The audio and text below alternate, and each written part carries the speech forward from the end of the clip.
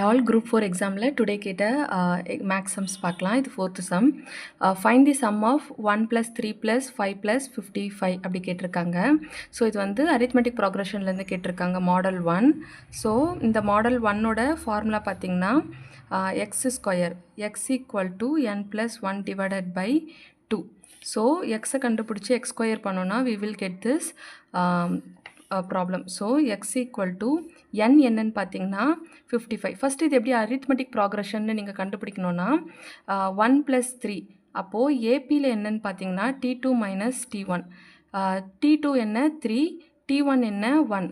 அப்போது இது என்ன ஆப்ஷன் ஆன்சர் 2 கிடைக்கும். நெக்ஸ்ட்டு பார்த்தீங்கன்னா T2 - T1 = 5 - 3 2. இதே போல் எல்லா நம்பருமே வந்து ஒரே மாதிரியான சீரீஸில் இருக்கும். So this is called arithmetic progression. So இப்போது n என்னன்னு பார்த்தீங்கன்னா நம்மளோட லாஸ்ட் நம்பர் 55. 55 + 1 divided by 2 = 56/2. இதை கேன்சல் பண்ணோன்னா we will get 28. So x = 28. அப்போது எக்ஸ் ஸ்கொயர் என்னவாக இருக்கும் 28². 28 ஸ்கொயர் பண்ணிங்கன்னா you will get 784. So option B. Thank you.